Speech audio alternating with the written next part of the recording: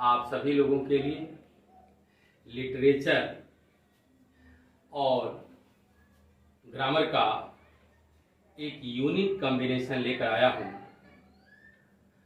वास्तव में अगर आप लोग ध्यान से इसको देखेंगे और प्रतिदिन देखेंगे तो मैं आपको विश्वास दिलाता हूँ there will be no problem in passing TGT PGT examination 2022। अब ये रही बात ग्रामर और लिटरेचर का कॉम्बिनेशन, इसलिए मैं लाया हूं कि इसमें दोनों ही बड़े ही महत्वपूर्ण हैं। सबसे बड़ी बात तो यह है कि आप जो भी मैं पढ़ा रहा हूं उसको कॉपी और पेन लेकर बैठें और उसको जो आपको कठिन लगता है उसको नोट कर लें। आइए हम लोग पहले क्वेश्चन पर चलते हैं। पहला क्वेश्चन स्टार्ट है बोर्ड पर। The criminal was hung last night, no error दिया है। अब आपको बताना है माय डियर गाइस, इसमें कहीं मिस्टेक दिखाई दे रहा है या नो एरर है। आपको कुछ सेकंड का समय दे रहा हूं, तो अब आप लोग बताएं कहाँ गलत है। अगर गलत नहीं है तो नो एरर पे लगा दीजिए। वैसे तो मैं बहुत सारे पार्ट्स ऐसे हैं जो विकल्प नहीं दिया हूं और सीधी सीधी लिटरेचर मैंने आंसर लिखा है। तो सबसे बड़ी बात है कि आप अपने ऊपर कॉन्फिडेंस रखें। 25% जो आपको पहले से ही पेपर आउट रहता है, 4 विकल्प एक मिल जाता है, आप उसको क्यों नहीं याद कर लेते? सीधे सीधे याद कर लें। और यही मैंने आपको याद करने का एक सही तरीका बताया है। तो आइए चलिए पहले ग्रामर को देखते हैं। The criminal was hung last night, इसमें गलती देखिए बच्चों कहां है। आपको मिला यहां हंग शब्द दिया हुआ है और हंग जो है इसका फर्स्ट फॉर्म हैंग मींस लटकाना और इसका सेकेंड फॉर्म होता है हंग। हंग लेकिन बच्चों इसको लटकाने से तो मतलब नहीं है। यहां दिया हुआ है, यहां अपराधी को पिछली रात फांसी पर लटका दिया गया, यानी फांसी दे दी गई। तो बच्चों यहां जो हैंग है, जो हंग है, यहां पर हमको हैंग करना होगा और उसके लिए होता है HANGED होता है और थर्ड फॉर्म भी वही होता है। ये वाक्य पैसिव में है पास्ट इंडेफिनिट के। Was were is am are के बाद जहां भी थर्ड फॉर्म दिखाई दे बच्चों उसको आप पैसिव में बनाएंगे और पैसिव में हर हाल में वर्ब का थर्ड फॉर्म प्रयोग होता है और यहां आपका मिस्टेक है और यहीं पर हो जाएगा हैंग। अब देखिए दूसरे क्वेश्चन पर हम चलते हैं। यस्टरडे आई टोल्ड यू, कल मैंने आपको बताया दैट की आई विल हेल्प यू, मैं आपकी मदद करूंगा। अब देखो बच्चों सबसे बड़ी बात है ये नरेशन से उठाया हुआ क्वेश्चन है और नरेशन में बैलेंस बराबर होना चाहिए। अगर रिपोर्टिंग वर्ब पास्ट में है तो रिपोर्टेड स्पीच भी पास्ट में होगा, याद रखें। तो दैट के पहले आपका हियर दिया हुआ है पास्ट में, तो विल का पास्ट टेंस क्या होता है जरा ध्यान दें। विल का पास्ट टेंस वुड होगा, ये आपको ध्यान देना है। विल की जगह वुड होगा, यही गलती दिया हुआ है। तीसरा question, last summer he went to his uncle village, पिछली गर्मी में वह अपने चाचा के गांव गया। And he enjoyed very much, और उसने बहुत ज्यादा आनंद लिया।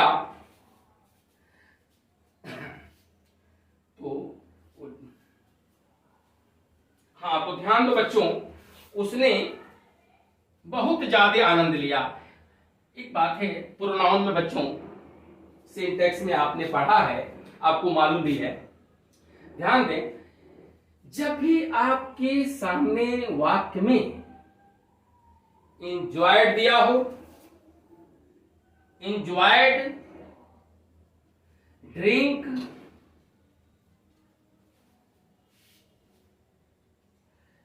आपका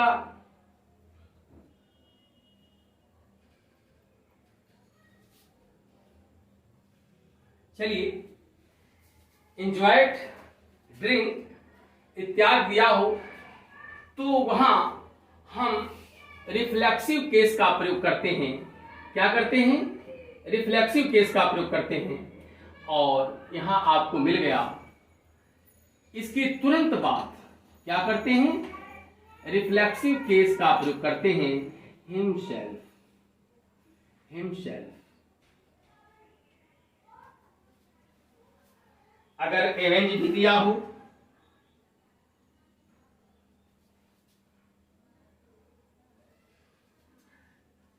अवेलेबल, अवेल,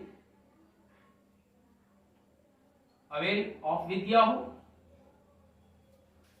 इत्यादि के बाद अगर आपको वाक्य में अगर ये वर्ब दिखाई दे दें, तो बच्चों आपको बिना सोचे इनके बाद रिफ्लेक्सिव केस लिख देते हैं। अब दूसरी बात आइए, if I have time I would have done it yesterday. देखिएगा, अगर मेरे पास समय होता तो मैं इसको कल कर दिया होता। अब देखना है बच्चों, कंडीशनल सेंटेंस के नियम होते हैं। अगर आपका इधर थर्ड फॉर्म है तो एक कंडीशनल सेंटेंस जो होता है वह भी पास्ट में होता है। और यहां पास्ट में करने के लिए आपको करना होगा had, had, had time, had time. क्योंकि अगर मेरे पास समय रहा होता तो I would have done it yesterday. बच्चों थोड़ा सा इधर ध्यान दीजिए।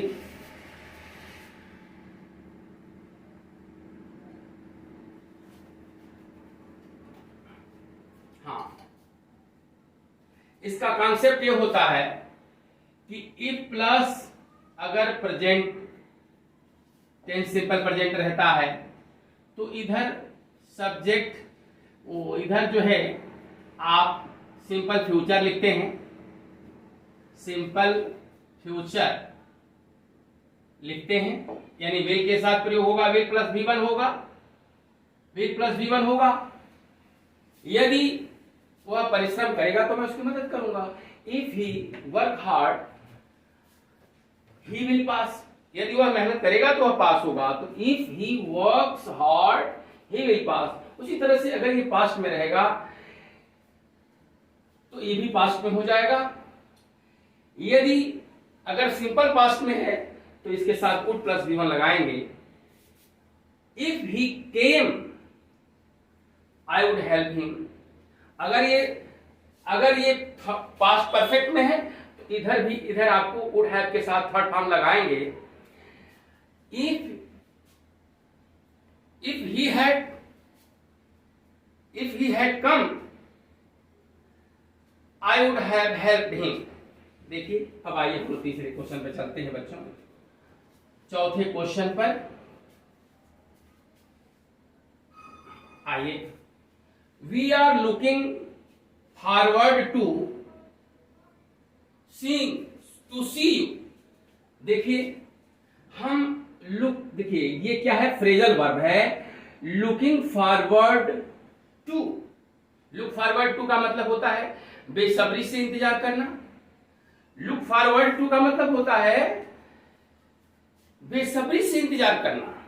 और यहां देखिए, और जब भी आपके सामने कभी भी प्रीपोजिशन दिखाई दे तो वर्ब का फोर्थ फॉर्म लिखते हैं उसके बाद, यानी टू यहां प्रीपोजिशन है तो इसके बाद हम क्या करेंगे, चौथे फॉर्म में इसको कर देंगे। हम आपका बेसब्री से इंतजार कर रहे हैं। अब जैसे मान लीजिए ही इज बेंट ऑन, ये प्रीपोजिशन दिखाई दिया, फ्रेजल वर्ब। बेंट ऑन का मतलब तुला होना, ही इज बेंट ऑन, यहां बीट नहीं होगा, बीटिंग होगा, बीटिंग मी, वह मुझे पीटने पर तुला है। ठीक है, प्रीपोजिशन जहां भी देखेंगे तो उसके बाद प्रीपोजिशन के बाद क्रिया चौथे फॉर्म में हो जाती है। वी आर, देखिए सी हैज ए वर्ड। आप देखिए बच्चों, ये बहुत इंपॉर्टेंट है। This question is specially TGT and PGT LT grade, तमाम तरह के लिटरेचर के ऐसे क्वेश्चन हैं जिस क्वेश्चन से मैंने लिया है, जिस लेखक की पंक्तियों से मैंने लिया है, ये वास्तव में ऐसे लेखक हैं, ये हर जगह मिलेंगे आपको, चाहे वो अल्टीग्रेड हो, चाहे वो पीजीटी हो, चाहे टीजीटी हो। बच्चों इंपॉर्टेंट सी, बहुत इंपॉर्टेंट क्वेश्चन है। अब आपको ये बताना है, देखिए ये कविता किस कवि के कविता से ली गई है और उसका शीर्षक भी बताना है। तो देखें, C has a word of ready wealth. C का यहां नाले से मतलब प्रकृति से मतलब है, उसके पास तो पहले से ही ऐसी चीज मौजूद हैं शिक्षा के रूप में, ज्ञान के रूप में, जितनी भी कल्पना हम कर सकते हैं वह प्रकृति में है। और इसीलिए वह प्रकृति के लिए कहते हैं कि वह तो एक ऐसी चीज है जो हमारे मस्तिष्क और हृदय को टू ब्लेस कर देती है, प्रसन्नचित कर देती है, हमें उपदेश देती है, हमारे हृदय को प्रफुल्लित कर देती है। In spontaneous wisdom breathe by help, और न केवल वह सहज रूप से हमें ज्ञान देती है बल्कि हमें शारीरिक रूप से स्वस्थ भी करती है। ऐसा सी, यानी प्रकृति तो ऐसा शिक्षक है, ऐसी शिक्षिका है जो हमारे न केवल ज्ञान को बढ़ाती है बल्कि हमारे स्वास्थ्य को भी ठीक कर देती है। ये है इसके अंदर गुण। और ट्रूथ ब्रेथ बाय चेयरफुल, और सच्चे मायने में देखा जाए तो ये अपने ज्ञान से हमें क्या कर देती है, आनंदित कर देती है। कुल मिलाकर के देखा जाए तो ये लाइन तो आपको लग रहा होगा कि ये कौन लिखा होगा, इतनी प्रकृति की चर्चा हो गई तो हाँ, ये लाइन देखो बच्चों, ये लाइन जो है द टेबल टॉन्ड से ली गई है और इसको कंपोज किया है वर्ड्सवर्थ साहब ने। वर्ड्सवर्थ देखिए दुनिया के महानतम कवियों में से एक थे। और बच्चों ये इस कविता में कुल 32 लाइन्स हैं और 8 स्टेंजाज हैं और प्रत्येक स्टेंजा में 4 लाइन्स हैं। प्रत्येक स्टेंजा में 4 लाइन्स हैं और इसकी राइमिंग स्कीम है ए बी ए बी। अब देखिए, when Goethe's death was told, we said, some then in is Europe's sagest head। बच्चों देखो कितनी अच्छी ये लाइन है, बहुत अच्छी लाइन है। और ये दोनों ही परीक्षाओं के लिए एक तरह से कहिए कि यह रामबाण क्वेश्चन है। आप आइए देखिए, जब गोथे की मृत्यु हो गई तो वाज टोल्ड, बताया गया, जो कुछ बताया गया उसके बाद हमने कहा कि सन देन इज, वो तो चला गया, लेकिन इज यूरोप्स सजेस्ट है, चला तो गया लेकिन वह तो यूरोप का सबसे बुद्धिमान मस्तिष्क था। ये गोथे के संबंध में ये बात किसने कहा? तो मेरे प्यारे बच्चों, ये बात मैथ्यू आर्नोल्ड ने मेमोरियल वर्सेज में कहा था।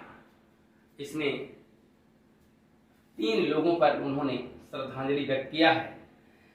ये वर्ड्सवर्थ हैं, बायरन हैं और गोथे हैं। तो वर्ड्सवर्थ, बायरन और गोथे पर मेमोरियल वर्सेज में इन्होंने अपने विचारों को व्यक्त किया है, श्रद्धांजलि दिया है। Good fences make good neighbours, ये बहुत प्यारी लाइन है बच्चों। देखिए, अच्छी दीवारें, अच्छी जो चहर दीवारी होती है वह मेक गुड नेबर्स, वो अच्छी पड़ोसी बनाती हैं। देखते ही विवाद हो जाता है, लेकिन दीवार खड़ी हो जाए, अच्छी चहर दीवारी बन जाए, विवाद वहीं समाप्त हो जाता है। और इस बात को रॉबर्ट फ्रॉस्ट ने मेंडिंग वॉल में लिखा था। किसने लिखा था? द मेंडिंग वॉल में लिखा था। द मेंडिंग वॉल में लिखा था। और मेंडिंग वॉल में, और ये कविता 1914 में पब्लिश हुई थी। कब हुई थी?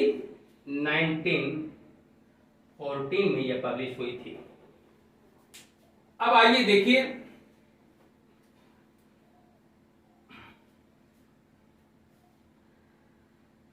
The Spanish tragedy has a सब टाइटल। स्पेनिश ट्रेजेडी का एक सब टाइटल है, उसको किस नाम से जाना जाता है?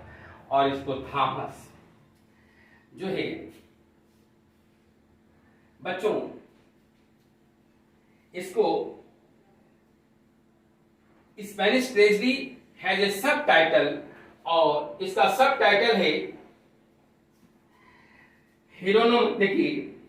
हेरोनिमो is mad again.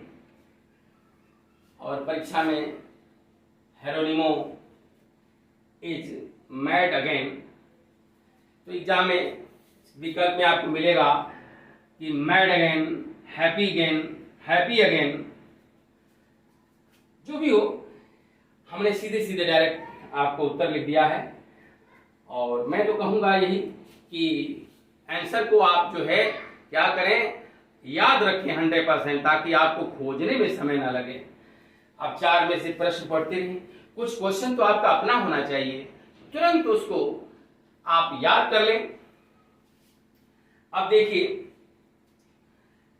Miracle plays were based on, miracle plays किस पर आधारित थे?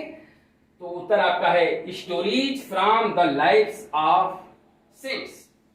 Stories from the lives of saint, ये संतों के जीवन की कहानी पर आधारित है। और बच्चों, मिरेकल प्लेज को सेंट प्ले भी कहा जाता है, सेंट्स प्ले भी कहा जाता है। और देखिए, आपका क्वेश्चन, ये जो पहला मेरा सीरीज रहा समाप्त हुआ। और मैं आपसे कहूंगा कि इसको लाइक करें, सब्सक्राइब करें और हमें भी प्रोत्साहित करें। अगर आप थोड़ी बहुत जहां कहीं अगर परेशानी हो तो आप हमारे लिंक बॉक्स में जाएं और आप हमें, कॉन्टेक्ट नंबर हमारा मिल जाएगा, आप हमसे पूछ सकते हैं। और दूसरी बात, कॉन्टेक्ट नंबर हमारा नोट कर लें, 9554795842 कॉन्टेक्ट नंबर है। ये मेरा पहला सीरीज है और अब इसी के साथ मैं अपनी बात को धन्यवाद देता हूँ।